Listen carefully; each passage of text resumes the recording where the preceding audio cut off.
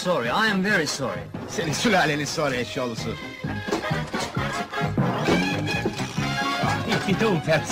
Senin de sülaleni, ve de Beckenbauer'unu, ve de Mayer'ini, ve de bütün Bayern Münhen'inin içine edeyim. Hadi come in, come in! Sustur herifleri, bozuluyorum ha! Aa, ne güzel söylüyorlar. Zaten sen de müzikten anlayacak ince ruh ne güzel. Bak kötü olacak sonra. Alman ha? Ne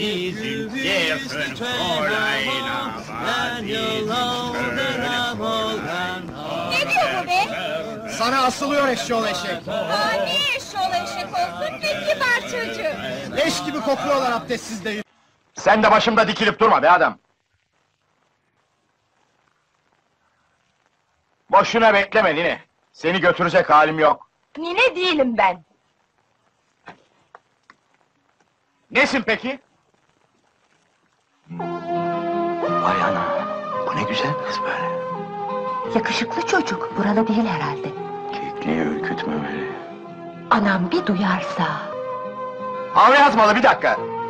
Vurursam bir daha kurtulamam. Biraz süt versene bacım! Sanki bebek de meme emecek, deli oğlan.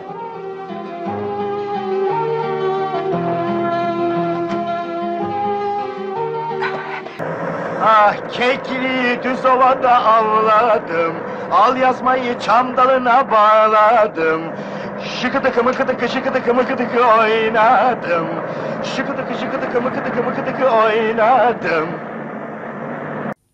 Hiç Rıza, Ay Mehmet!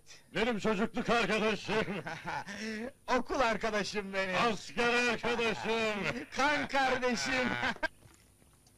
İyi ama ben buraya viski içmeye gelmedim ki.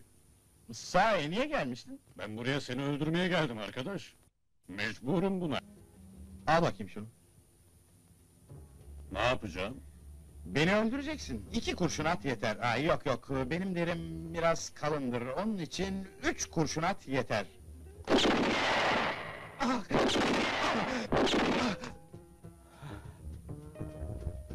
Ah! Haklılardı. Camilesin artık. Yutar mı dersin? Ayıp ettin arkadaş. Baba hiç bu kadar fiyakalı ölen adam görmemiştir hayatında. Ceseti ne yaptın peki?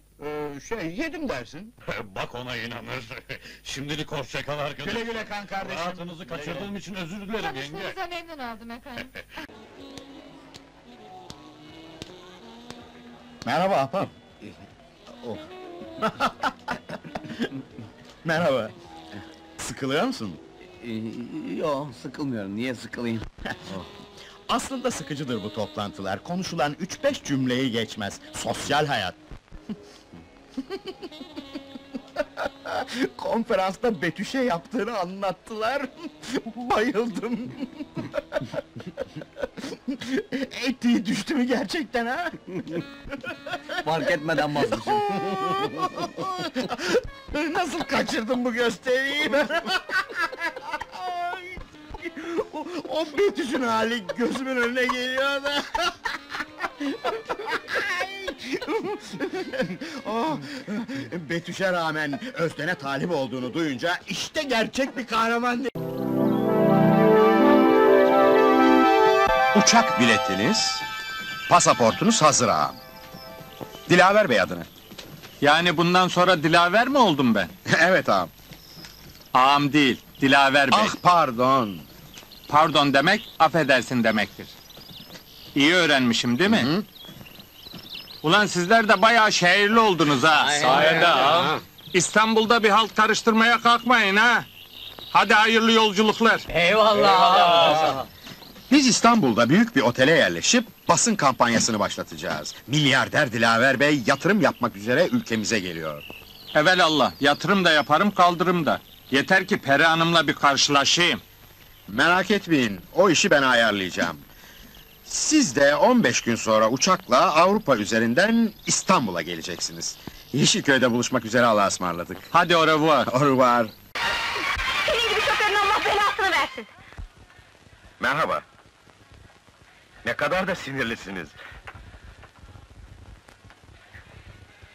Görmedi. Görseydi işini.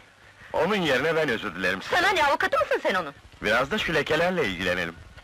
Ne yapıyorsunuz? Bırakın lütfen. Temizliyordum. Daha beter yaydınız lekeleri. Neyse üzülmeyin, hastanede temizlerim artık. Zaten geç kaldım. Hastane mi dediniz? Hı hı. Tesadüfe bak. Kaba karşıladınız beni, şimdi ceza olarak beni hastaneye götüreceksiniz. Buyurun. Şaban, ne ulan o? Mektup, Kime? babama. Ulan inek, bırak numarayı. En yakın arkadaşına da söylemeyecek misin? Bak, bu sırrımı sadece sana söylüyorum. Ölümü öp, kimseye söyleme. Önünü öpeyim, kimseye söylemem. Biz Semra Hoca'yla sevişiyoruz da, mektup ona.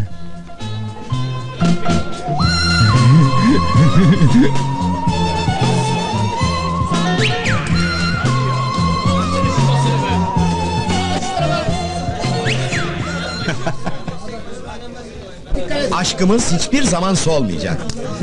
Sen benim için öğretmen değil, gül bahçemin koncası.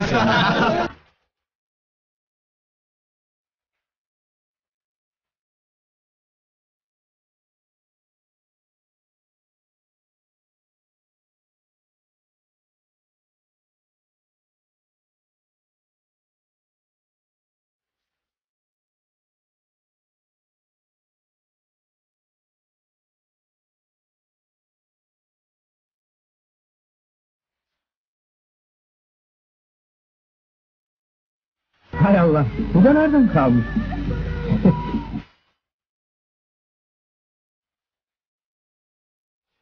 Kimin şeker?